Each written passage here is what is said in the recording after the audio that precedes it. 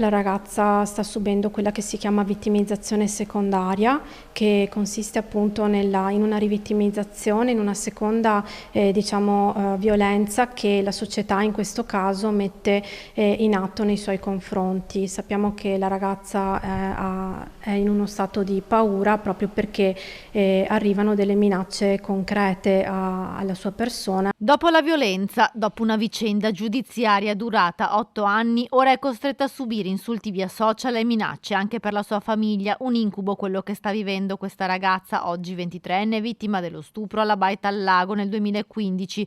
Purtroppo il fenomeno della rivittimizzazione non è così insolito, spiegano dal Centro Veneto Progetti Donna, che segue le vittime di abusi e maltrattamenti, e in questo caso anche le dichiarazioni social fatte dal ragazzo condannato per lo stupro mostrano come la società sia ancora poco sensibile nei confronti delle donne vittime di abusi. Trovo gravissimo quello che è successo, ma non è altro che lo specchio di una società che ancora per questo tipo di reati ha una sorta di legittimazione. Che un ragazzo si sia sentito libero di poter scrivere sui social quelle frasi dimostra che c'è un senso di impunità e che c'è anche una comunità che in qualche modo giustifica e vittimizza ancora una volta chi invece dovrebbe essere rassicurato e sostenuto in un percorso di riabilitazione. Nel frattempo il Consiglio dei Ministri ha varato un nuovo decreto contro la violenza sulle donne che inasprisce le pene, ma questo non basta, spiega la referente del Centro Veneto Progetti Donna.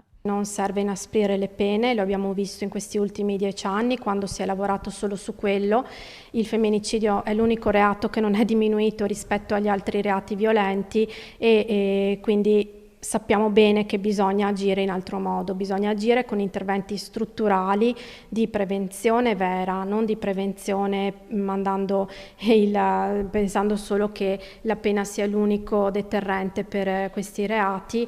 Dobbiamo agire nelle scuole, dobbiamo fare entrare i centri antiviolenza nelle scuole che possono portare percorsi appunto volti alla consapevolizzazione del tema sia nei più piccoli ma anche nella comunità educante.